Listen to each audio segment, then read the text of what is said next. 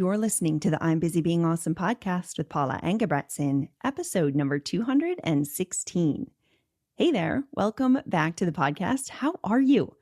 I've got to tell you, I am really excited to talk with you about this week's podcast. It has been so much fun to think about and reflect on the different ways that this concept I'm sharing with you today can really support our ADHD brains. Honestly, if you feel half as charged up after listening to this episode as I feel in creating it, you are in for a real treat. So this week we are talking about a concept known as the 6 thinking hats. Now, this is not a concept that I created. It is a framework created by Professor Edward de Bono, who is widely regarded as an incredible pioneer in the field of creative thinking and thinking generally and problem solving. And he introduced this concept of the 6 thinking hats in his 1985 book called 6 Thinking Hats. Now, we're going to get into this framework much more throughout the podcast. We're going to talk about all the different components, but I do first want to start by giving just a general idea of what this framework is all about. Now, originally, the concept was created to enhance and strengthen group discussions and decision-making processes by encouraging each group member in the discussion to approach whatever problem they're solving from a different perspective or a different way of thinking. And each of these different perspectives is represented by a different colored hat. So essentially, everyone in the group was wearing a hypothetical thinking hat, which encouraged the individual wearing their hat to see the problem through one particular lens or one angle of the situation, the problem, the discussion they're having. So if I was wearing the red hat, for example, I might be looking at the situation through the lens of emotion and intuition, while the person wearing the yellow hat would be looking through the lens of positive thinking and seeing what's possible. And the person with the green hat would be thinking through the lens of creativity and really thinking outside the box. And by using this approach, the group is much more likely to see a situation from a bunch of different angles, which can both streamline the thinking process while also helping prevent different limitations of traditional thinking patterns and biases and things like that.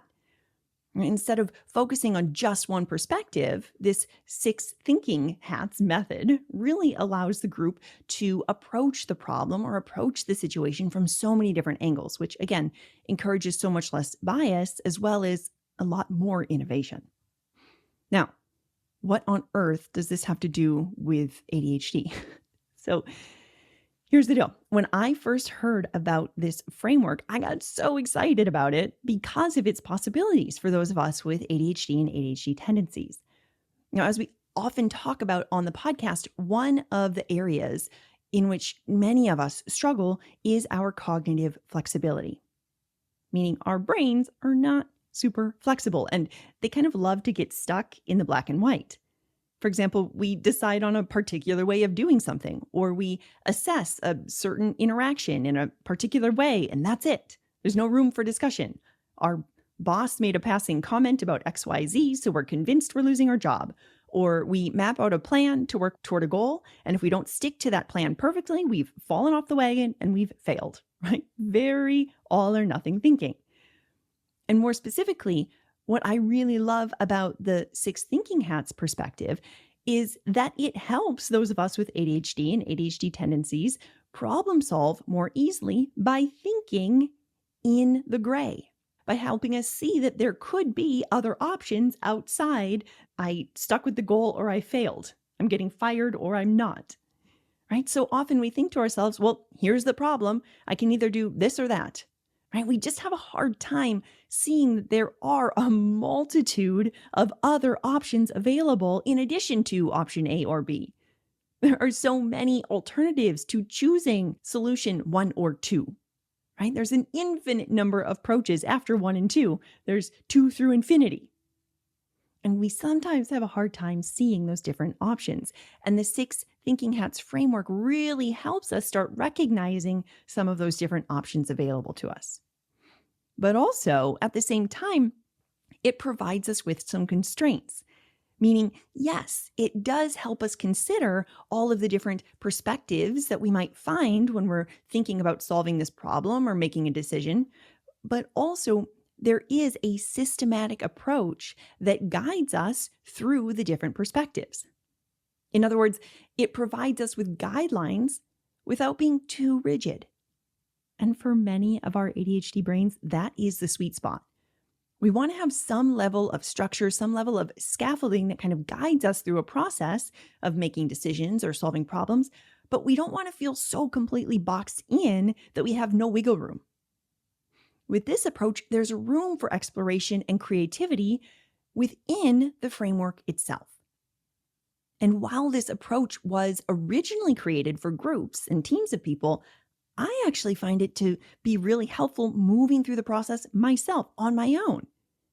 I think this is an incredibly impactful way to help the ADHD brain begin practicing greater cognitive flexibility. It's really strengthening this meta skill of helping us recognize all the different shades of gray between the black and the white. And it's doing that while also helping us solve the problem or make the decision that works best for us in our current situation. I mean, it's really a win-win because it's helping us solve the problem or make the decision while also strengthening our cognitive flexibility overall. Yes, please. All right, so let's talk about these 6 different hats and their different perspectives, and then we're going to explore a little more about how you might use this framework in your day-to-day life. So first of all, as you might guess from the title, there are 6 different hats or 6 different perspectives to consider. So there's the white hat, the red hat, the black hat, the yellow hat, the green hat, and the blue hat. Now, what do each of these mean? Well, the white hat is the hat that focuses on facts and information.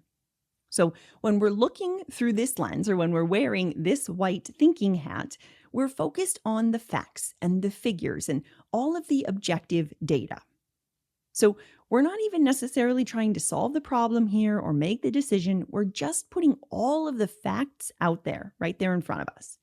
What are the things we're deciding between? What are the words your boss said? What are the steps to reaching that goal? And when do you want to reach it?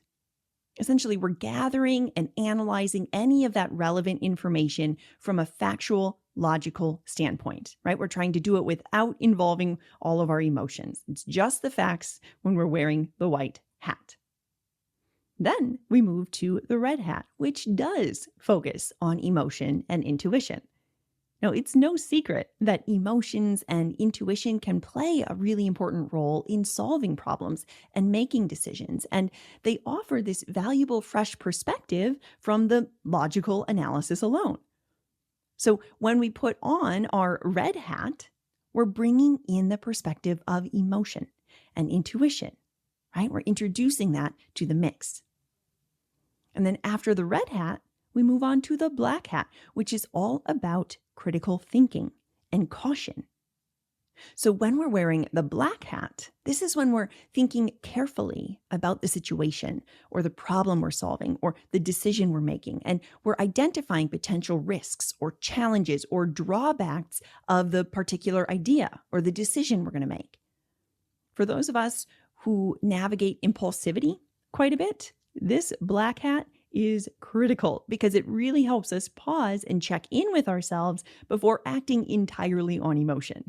So this black hat really plays the key role in helping us refine strategies and avoid pitfalls.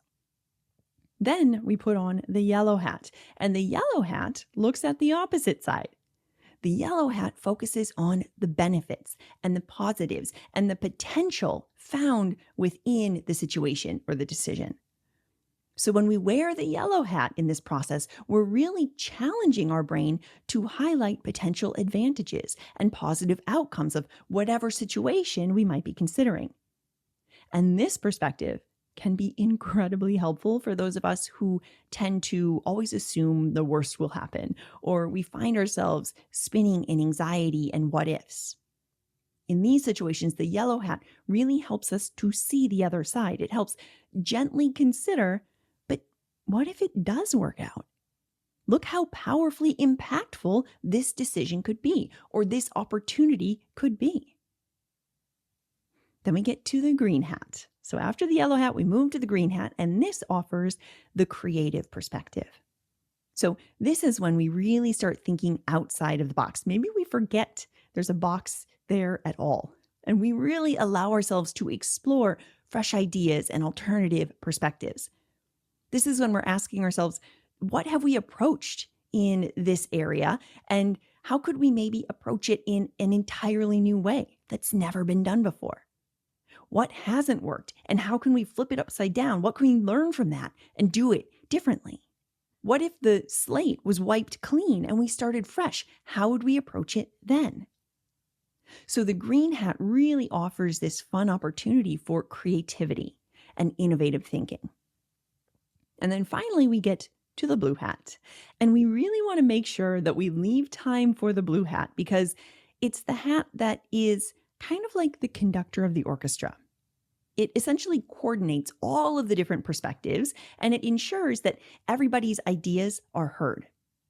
So the blue hat considers the different ideas that each hat brings to the table, and it listens carefully to each one, and then it helps guide the discussion toward a constructive conclusion that does take into account all of the different perspectives we've uncovered with the different colored hats. Now, since our ADHD brains have a tendency to slip down rabbit holes, I also think the blue hat plays an important role in helping us have some structure, and it really kind of helps rein us in when we might find ourselves getting sidetracked. The blue hat really helps us keep returning back to the question at hand or the decision we're trying to make or the problem we're trying to solve, while again taking into account each of the different perspectives as we're making that decision or figuring out the plan. So hopefully this gives you a better idea of what the 6 hats represent if you were to use this framework to help you make decisions or solve problems in your daily life. And when I think about using this approach, I see, frankly, so many benefits, especially when we're working with an ADHD brain. So first of all, as I alluded to earlier, the framework provides a really clear, structured approach to thinking through a problem or making a decision. And then within that relative structure, we also find so much freedom and flexibility. And I think this balance between structure and flexibility is really important. For example, if we're working with a super strict structure with absolutely zero flexibility, many of our brains can feel a little bit trapped. Sometimes our inner rebel sneaks out and resists all the rigid rules and is like, you can't tell me what to do. Or we push back thinking, no, I don't want to. I'm going to do it my way. Other times, our creativity can feel super restricted and we just feel really stuck or uninspired and nothing comes up. We just can't really move forward. And then alternatively, when we have absolutely zero structure and no sense of direction, we often find ourselves either A, incredibly overwhelmed trying to think about every single option out there, and the brain just wants to shut down because it's like, God, I don't know. There's so much. I don't know where to start. Or B, we tend to lean into what we already know, what's already familiar. Because again, we know it, it's familiar, and we don't have to sort through the overwhelm of all the unknown. But when we do that, it also keeps us stuck because we just keep doing the exact same things that we already know, creating the exact same results for ourselves because, again, we're not challenging our brain to think in new ways. So this approach, this 6 hats framework, provides just the right level of structure that allows us to really focus our thoughts and organize our ideas with greater clarity. And because the approach breaks down that thought process into these manageable steps, it helps us navigate the overwhelm as well. Because not only do we have that reliable system that we can count on, that we know will guide us through the process of making these informed decisions or solving these layered problems, but also because we're thinking through the 6 different hats, we're also making the actual problem or decision feel smaller too.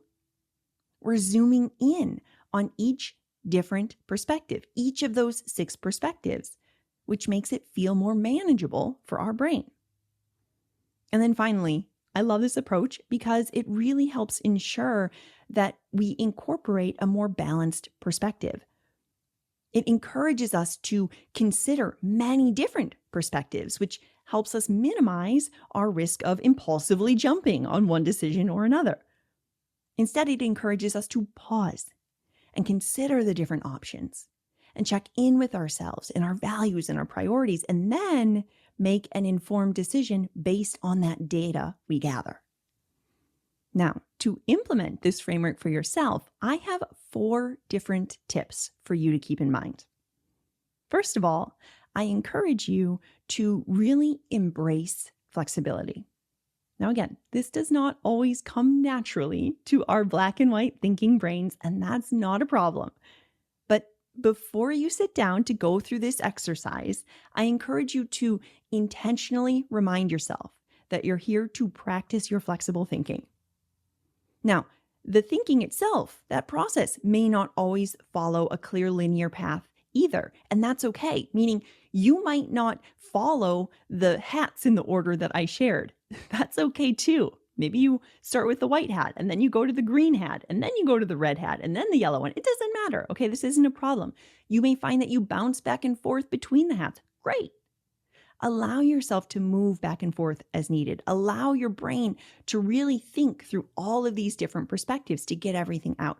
The only guideline that I would offer is to make sure that you do spend time in all of the different hats. Give them a little bit of time each, and make sure that you allow the blue hat to really do its job of considering each of these different perspectives when it comes time to synthesize the information. So end with that blue hat. Second, before you begin the exercise, it's also important to really clearly define the problem that you want to solve or the decision you want to make. So make sure you get clear and decide this ahead of time, because it's super easy to launch into an exercise like this or a framework like this with a vague problem. Like, I don't know, I just can't manage my time. And, you could certainly find some answers to that question of how do I manage my time by going through the hats. But I think you're going to have much greater luck finding effective, supportive answers to a question that's a little more specific. A question like, how can I more accurately estimate my administrative work blocks so I'm submitting my invoices on time throughout the month? By getting a lot more specific in your question, you're going to get a whole lot more specific, supportive answers in return. So that's tip 2. The third tip focuses on using visual aids. Here's the deal. I have found that for most of us, certain thought patterns or perspectives are going to be easier for us to consider than others. Now, I don't think it's the same for everyone. I don't think that everybody can more easily think in the red hat or something, but I think that each of us individually have hats that we're more accustomed to thinking in, which means that it's going to be easier for our brain to slip into some of those familiar patterns. For example, maybe I'm really good at wearing the black hat, which is all about critical thinking and identifying potential problems in the plan. And at the same time, maybe I'm not so great at the yellow hat thinking, which focuses on possibility and all the incredible things that could happen should I make this decision instead of that one. So if that's the case, if I tend toward the black hat thinking rather than the yellow hat thinking, when I'm trying to think through the lens of the yellow hat, I want to be aware that my brain may want to slip back into black hat thinking. And this is where visual aids can really come in handy. So maybe what you do is you print out color-coded hats, or you draw 6 different hats with, the different colors on note cards. Or maybe you just write blue hat, green hat, red hat. I'm having a flashback right now. I feel like I'm reading a children's book. There is one, right? Where animals are wearing different clothing items. It's like red hat, blue hat, green hat, whoops, or something. Am I making this up? I swear this is a real thing. Okay. Hey, ADHD. Let me bring myself back.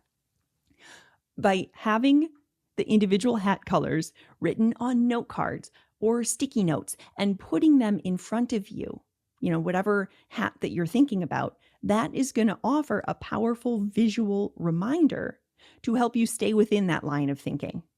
So if I'm thinking in the yellow hat, my brain tends toward the black hat. By having the yellow hat in front of me, it's a powerful reminder of, hey, stay here. This is the lens through which we're thinking. And then the final tip, again, especially for those of us with ADHD brains, is to allow time to transition between the different hats if necessary.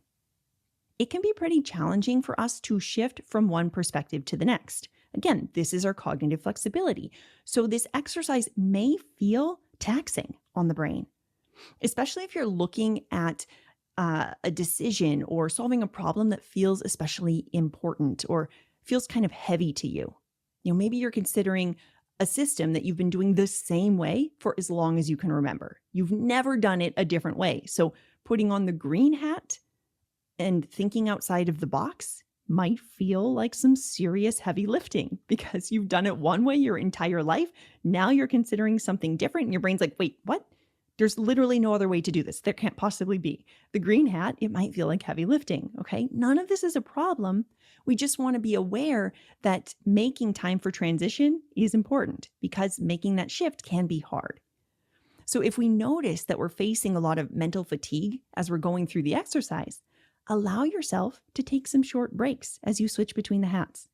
Maybe you go and get a drink of water, or maybe you run up and down the stairs or something, or you stand outside on your deck for a couple of minutes in the sunshine. Again, it doesn't matter, but give yourself some time to transition because it can be a rather intense exercise to do. It does demand a lot of cognitive flexibility, which is challenging. So if you notice your focus and engagement waning, or you're battling a lot of mental fatigue or fogginess, it's no problem. In fact, I encourage you to step back and take a break. That's what we need here. And then when you're ready, come back and put on that next figurative hat. All right, let's run through one quick example of how this exercise works in practice. I'm going to go through it pretty quickly here just for the sake of time. But if you want to take this work further, if you're interested in learning more about how you can implement this process and other approaches that we talk about on the podcast in your life, let's talk. You can head to the show notes where you can either tap through the link to read more about working together in my small group program, We're Busy Being Awesome. Or if you're interested in one-on-one work, you can tap through that link and we'll talk more about how the 6 thinking hats approach could be one of the supportive tools that we designed specifically for your ADHD toolkit. But for now, let's think about how we might use the 6 thinking hats approach to create clarity on managing our administrative work time more effectively, right? If we use that example from earlier. So let's start with the white hat. I am going to go in the order that I presented the information, but again, you might go through different ones. This is just for the ease of the process. So if we start with the white hat, we want to start with the data. What's actually happening here? What's the facts? How many hours do we have dedicated to do this administrative work each week? How much time does it usually take us to complete the work? Is it daily work? Is it weekly? How much time do we have to complete the tasks? Do we need to do it in a quick turnaround? How often have you actually been late or missed a deadline? What approaches have you tried in the past? What has worked? What hasn't? What approaches have you heard about? Do you know of any other ways that your colleagues do it? Again, we're just gathering data here. We're just gathering facts. Then we're going to put on our red hat. And remember, this is all about intuition and emotion. So what do we think might be getting in the way of our finishing the administrative work? What makes it feel hard? Are we just really bored? Is it confusing? Do we feel completely overwhelmed when we're doing it? How do we feel when we're not finishing the work or when we're behind in our schedule? Are we maybe frustrated that we simply don't have enough time because we have too much other work to do?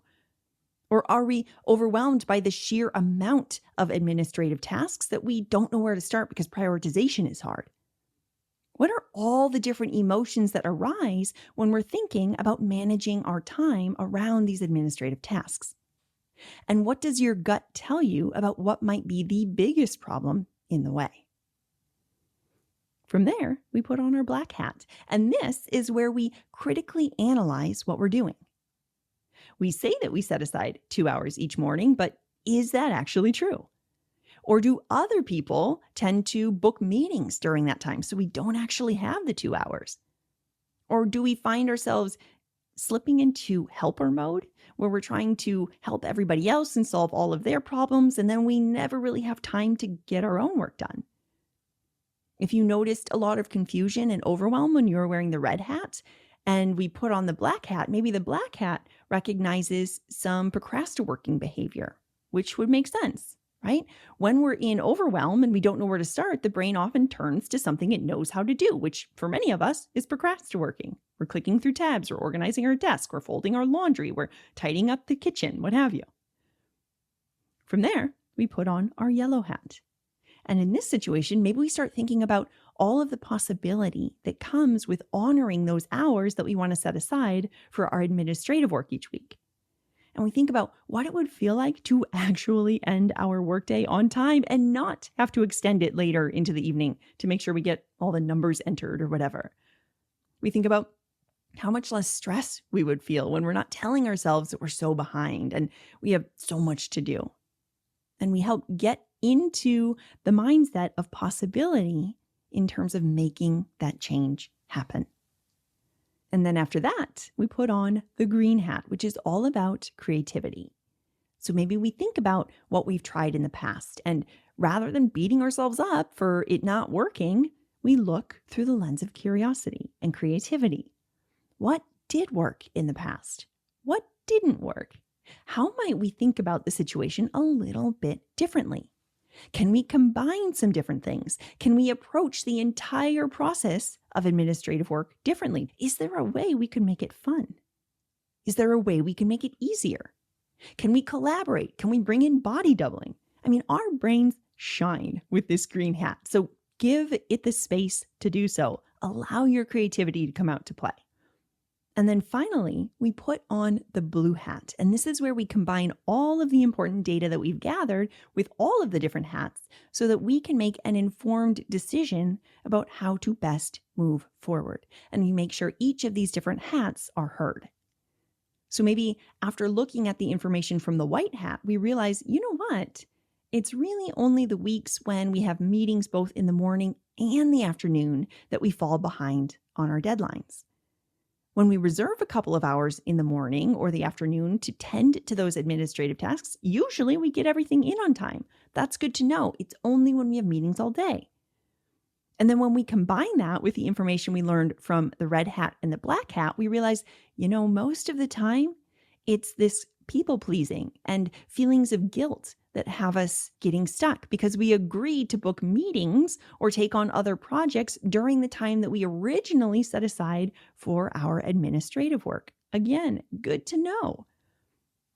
And after seeing the possibility and the freedom that comes with honoring our administrative time when we put on that yellow hat perspective, we're now inspired to create some new approaches when we're thinking through the creative lens of the green hat. And all of this together created a well-informed plan to approach navigating our administrative time. So again, I just love this 6 thinking hats approach. I think it's so fun. When I first heard about it, I knew I had to share it on the podcast because I think it offers so much to those of us with ADHD and ADHD tendencies, not only because it helps us more confidently problem solve and make decisions knowing we have our bases covered, but also because it provides this simple yet flexible structure that really guides us through what can otherwise seem like a rather overwhelming process. And at the same time, it's encouraging us to continue stretching our cognitive flexibility even further. And of course, I would love to hear where you're trying out this framework in your life. So please do pop over to Instagram and let me know. I am at I'm Busy Being Awesome, and you can leave your comment on the post for this episode or drop me a DM. I can't wait to hear from you. All right, my friends, that's going to do it for us this week. And if you're ready to take these concepts deeper and apply them to your life, if you're ready to learn how to support your ADHD in a way that works for you, then I invite you to check out today's show notes or head to I'mBusyBeingAwesome.com/group to learn more about my small group coaching program, We're Busy Being Awesome. And if it sounds like a great fit, add your name to the waitlist so you'll be the first to know when the next cohort opens. Also, have you grabbed the podcast roadmap yet? It has the most popular episodes all detailed for you, so you can get yourself up to speed and ready to work with your ADHD brain. You can grab it now through the show notes or head to I'mBusyBeingAwesome.com/map. Until next time, keep being awesome. I'll talk with you soon.